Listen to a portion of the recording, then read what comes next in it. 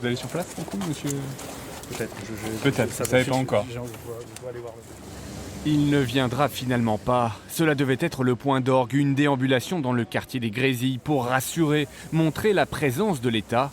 Mais Laurent Nunez a fait faux bond, renforçant la colère et le sentiment d'abandon des gens du quartier. Le ministre qui a peur de venir dans un quartier, ça prouve encore que la population, elle était légitime d'avoir peur. Ces 3 derniers jours, ça voudrait dire quoi?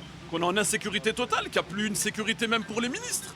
Pourquoi ils n'ont rien fait? On aimerait bien avoir une réponse du préfet. La police, elle vient quand elle a le temps. Pourtant, l'important dispositif policier était en place, la voirie faisait peau neuve, pendant que les députés de la majorité tentaient de parlementer. Moi, je transmets la proposition du ministre de rencontrer une délégation en préfecture. C'est assez classique comme méthode. Souvent, le préfet reçoit une délégation quand il y a une manifestation. Souvent, les ministres viennent sur place. Oui, mais il est difficile à un ministre de parler à un très grand groupe. Laurent Nunez aura donc écouté en préfecture où ce matin plus de 2 heures à l'hôtel de police avec les forces de l'ordre ou encore les élus, eux aussi remontés, comme le maire de Chenôve. Un sentiment de colère de voir que les appels répétés, réitérés au gouvernement, au ministre de l'Intérieur ne sont pas entendus et qu'il faut attendre, il faut de tels événements pour que nous ayons peut-être une réponse.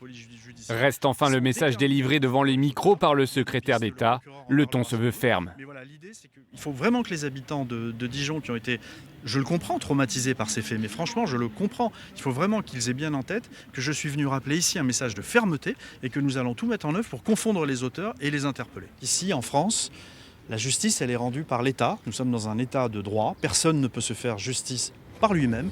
Enfin, il a annoncé l'arrivée ce soir de 2 unités de force mobile, soit près de 150 gendarmes, qui seront présents autant de fois qu'il le faudra.